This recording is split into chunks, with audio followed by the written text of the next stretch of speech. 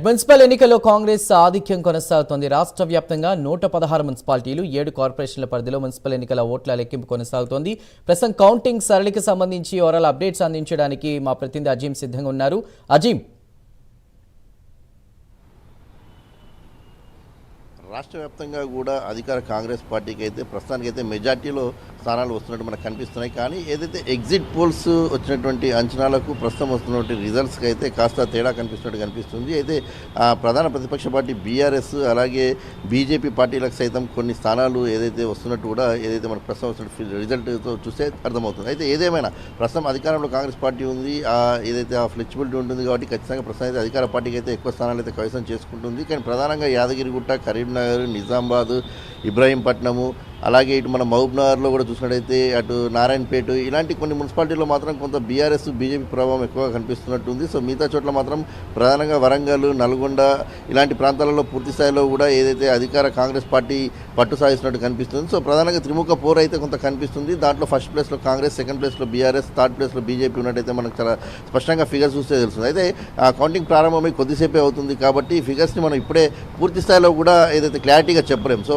ఒక 12-1 గంటల వరకు అయితే దీనికి సంబంధించిన రిజల్ట్స్పై పూర్తి స్థాయిలో ఒక క్లారిటీ రావడం కూడా జరుగుతుంది. ప్రస్తుతం సీఎం రేవంత్ రెడ్డి కూడా ఢిల్లీలో ఉన్నారు. ఢిల్లీ పర్యటనలో భాగంగానే అక్కడి నుంచి కూడా మున్సిపల్ పోల్కి సంబంధించినటువంటి పూర్తి స్థాయి అక్కడి నుంచి ఏదైతే సమీక్షిస్తున్నారు. సో మధ్యాహ్నం 2:40 ఆ ఢిల్లీ నుంచి హైదరాబాద్ కూడా తిరిగి వస్తారు. తిరిగి వచ్చిన తర్వాత ఇక్కడ ఏదైతే మున్సిపల్ ఫలితాలపై కూడా సమీక్షిస్తారు. సో ఓవరాల్గా సమీక్షలకు సంబంధించిన అంశంపై కాంగ్రెస్ పార్టీ అంటే దాదాపు 80 to 90% స్థానాలు కైవసం చేసుకుంటుంది. కాంగ్రెస్ సభ అని చెప్పి కూడా ఏదైతే ఎగ్జిట్ పోల్స్ కావచ్చు కాంగ్రెస్ పార్టీకి సంబంధించిన నేతలు చెప్పుకుంటూ వచ్చారు. కానీ కొంత భిన్నంగా పరిస్థితి మారేలా అయితే కొంత కనిపిస్తుంది. ముఖ్యంగా కరీంనగర్, నిజామాబాద్, ఆదిలాబాద్ మనం చూసినట్టయితే ఉమ్మడి జిల్లాలో చూసినట్టయితే కొంత అటు బీజేపీ ప్రభావం అలాగే ఇటు కొంత మేరకు ఇటు జనగామ, యాదగిరిగుట్ట అలాగే నారాయణపేట, అలంపూర్ ఇట్లాంటి చోట్ల చూసినట్టయితే కొంత బీఆర్ఎస్ ప్రభావం ఏదైతే ఉన్నట్టు కూడా కనిపిస్తుంది. సో ఈ నేపథ్యంలో కాంగ్రెస్ అత్యధిక స్థానాలు సాధించినప్పటికీ కూడా కాంగ్రెస్ అనుకున్నన్ని స్థానాలు సాధిస్తుందా లేదా అంటే ప్రస్తుతం వచ్చినటువంటి ట్రెండ్స్ మొదట ప్యాలెట్ ఏదైతే కొన్ని ఓట్లు లెక్కిస్తారో సో ఆ ఓట్లకు సంబంధించినటువంటి వివరాలు పూర్తి స్థాయిలో రావాల్సి ఉంటుంది. కొన్ని చోట్ల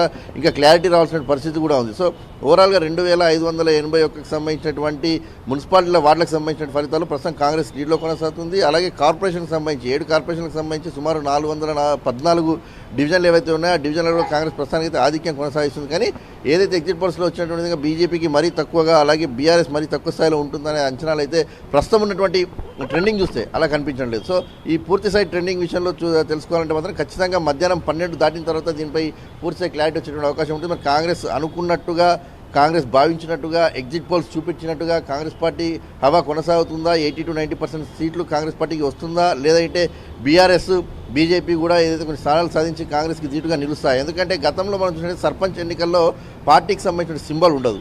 కానీ ఇప్పుడు జరిగినటువంటి ఎన్నికలు డివిజన్లు కావచ్చు, వార్డుల వారి కావచ్చు, మున్సిపాలిటీలు కావచ్చు, కార్పొరేషన్ కావచ్చు, రెండు కూడా పార్టీ సింబల్తో జరిగేటువంటి ఎన్నికలు. సో పార్టీ సింబల్తో జరుగుతున్న ఎన్నికల కారణంగా మరి అధికార పార్టీపై ఏదైనా ప్రజల్లో నెగిటివ్ ఉందా, లేదంటే కాంగ్రెస్ పార్టీ ఇస్తున్న పథకాలపై పాజిటివ్ ఉందా, ఉంటే మరి ఏ రకంగా ఫలితాలు వస్తాయి, కాంగ్రెస్ పార్టీకి పూర్తి స్థాయి వివరాలు తెలవాలంటే కూడా మున్సిపాలిటీలకు సంబంధించినటువంటి వివరాలు తెలియడానికి పూర్తి స్థాయిలో అయితే 4-5 గంటల వరకు పూర్తి స్థాయిలో ఏదైతే సమాచారం తెలుస్తుంది. సో కార్పొరేషన్లకు సంబంధించిన వివరాలు తెలడానికి కొంత అర్ధరాత్రి పడేటువంటి అవకాశం కూడా ఉంటుంది. ఎందుకంటే ఇవి ఈవీఎంలు కావు, ఇవి బ్యాలెట్ ఓట్ల లెక్కింపు కాబట్టి ఖచ్చితంగా కొంత ఆలస్యమైనటువంటి అవకాశం కూడా ఉంటుంది. ఎందుకంటే ఓట్లు బ్యాలెట్ల బాక్స్లోకి వెళ్ళి తీయాలి, 25 ఉన్నటువంటి స్లిప్స్ని మనకు కట్టగట్టాలి, అలాగే అక్కడ ఉన్నటువంటి ట్రేలో అభ్యర్థుల ప్రకారంగా అరేంజ్ చేసి 100 ఓట్లు లెక్కించిన తర్వాత మళ్ళీ దానికి సంబంధించినటువంటి బండిల్ ప్యాక్ చేయాలి. అక్కడ ఉన్నటువంటి అభ్యర్థులతో పూర్తి స్థాయిలో కూడా చెల్లిన ఓట్లు, చెల్లని ఓట్లు అలాగే పడిన ఓట్లకు సంబంధించిన సిగ్నేచర్ తీసుకోవాలి. ఇలాంటి ప్రక్రియ ఉంటుంది కాబట్టి ఈ ప్రక్రియ అంతా కూడా కొనసాగడానికి చాలా ఎక్కువ సమయం పడుతుంది. కాబట్టి మనకు పూర్తి స్థాయి ఏ పార్టీ ఆధిక్యంలో కొనసాగుతుంది, అనుకున్నట్టు కాంగ్రెస్ ముందంజలో కొనసాగుతుందో ఎక్కువ స్థానాలతో అధికార పార్టీలో ఉంది కాబట్టి,